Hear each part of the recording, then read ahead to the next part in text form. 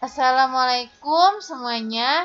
Hari ini sejarah akan membahas tentang kemampuan berpikir sejarah.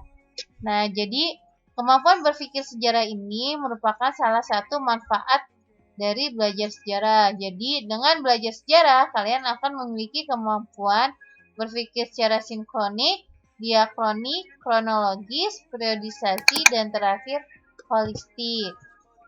Nah, apa sih yang dimaksud dengan sinkronik? Jadi, sinkronik ini dari bahasa Yunani dari kata sin yang artinya dengan dan kronos yang artinya waktu.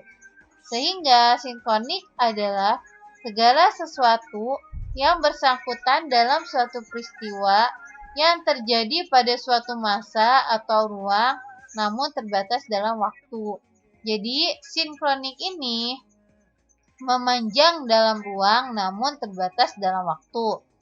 Karena waktunya dibatasi, sedangkan ruangnya memanjang, maka peristiwa yang dibahas secara sinkronik ini maka dibahas secara lebih mendalam dan lebih mendetail dengan bantuan dari ilmu-ilmu sosial lainnya seperti geografi, ekonomi, sosiologi, dan lain-lainnya. Contoh dari peristiwa sejarah yang menggunakan cara berpikir sinkronik adalah kondisi Indonesia saat pemilu 1977. Waktunya dibatasi pada tahun 1977.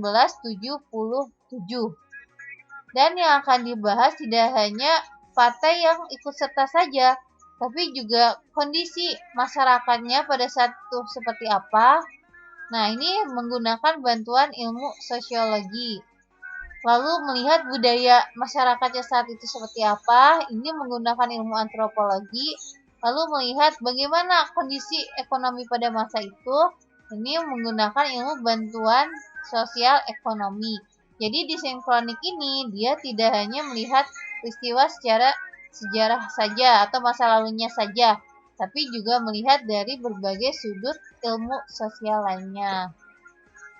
Oke, kita lanjut.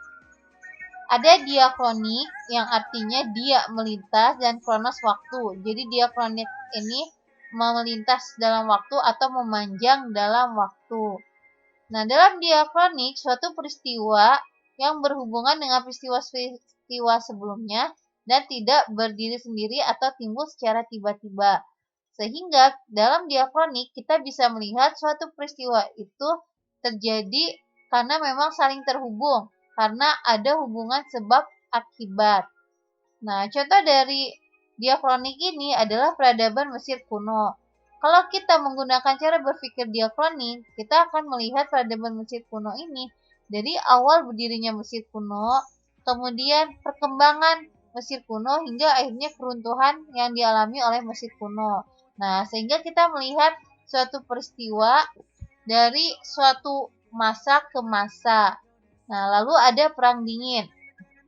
Perang Dingin yang terjadi beberapa tahun ini tidak hanya dilihat dari sudut ekonominya atau masyarakatnya, tapi dilihat dari awal bagaimana terjadinya Perang Dingin, kemudian proses Perang Dingin itu terjadi hingga akhirnya Perang Dingin itu berakhir. Nah, jadi diakronik ini menyajikan sejarah dari awal sampai akhir peristiwa tersebut terjadi. Selanjutnya ada kronologi dari kata kronos yaitu waktu dan logos pengetahuan. Sehingga kronologi ini artinya pengetahuan mengenai waktu. Nah, sehingga kronologi adalah catatan kejadian-kejadian yang diurutkan sesuai dengan waktu terjadinya. Melalui kronologi, kita dapat merekonstruksi sejarah berdasarkan urutan-urutan kejadian. Jadi dalam kronologi itu, suatu peristiwa itu disusun berdasarkan urutannya, tidak secara acak-acakan atau tidak secara random. Nah, kita bisa lihat contoh di sini ada contoh kronologi peristiwa proklamasi 17 Agustus 45. Dimulai pada tanggal 6 Hiroshima dibom, kemudian sehari setelahnya PPKI dibentuk, tanggal 10 Nagasaki dibom, yang menjadikan pada tanggal 15 Jepang menyerah kalah. Dengan menyerah kalahnya Jepang, maka Indonesia sudah tidak ada yang menjajah, sehingga pada tanggal 17 Indonesia merdeka. Nah, di sini kita bisa melihat bahwa Indonesia merdeka pada tanggal 17 merupakan akibat dari rentetan peristiwa sebelumnya yang terjadi pada tanggal 15, 10, 7, 6. Nah, jadi kronologi juga memperlihatkan peristiwa atau hubungan sebab akibat.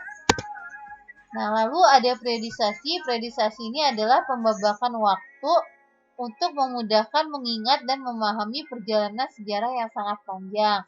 Jadi, sejarah itu peristiwa yang sangat panjang, dimulai dari manusia ada di bumi hingga nanti manusia sudah tidak ada di bumi. Karena peristiwanya sangat panjang, maka untuk memudahkan mengingat sejarah, maka dilakukanlah periodisasi berdasarkan karakteristiknya. Contohnya, kalian bisa lihat di sini ada 3 gambar. Nah, 3 gambar ini merupakan periodisasi dari kehidupan manusia praaksara. Nah, kehidupan manusia praaksara setelah dilakukan penelitian ditemukan corak dari masa ke masa. Masa pertama itu memperlihatkan bahwa kehidupan manusia praaksara hidup secara berburu dan meramu. Kemudian berlanjut ke bercocok tanam dan terakhir ke perundagian. Nah, ini jadi periodisasi adalah pembabakan waktu untuk memudahkan mengingat peristiwa sejarah. Yang terakhir ada holistik. Holistik ini merupakan cara berpikir atau cara melihat segala sesuatu secara menyeluruh, sehingga tidak bersifat subjektif namun objektif. Contohnya, peristiwa Perang Dingin, dilihat apa sih penyebabnya? Kenapa terjadi Perang Dingin? Mengapa Uni Soviet menjadi bersaing dengan Amerika Serikat? Kenapa Amerika Serikat juga bersaing dengan Uni Soviet? Lalu politiknya, apa pengaruhnya terhadap perpolitikan dunia? Lalu secara ekonomi. Jadi, di holistik ini kita tidak akan menjadi seseorang yang berat sebelah atau subjektif. Tapi karena dengan berpikir secara menyeluruh, kita bisa mengambil suatu kesimpulan atau mengambil keputusan secara tepat atau tidak merugikan salah satu pihak.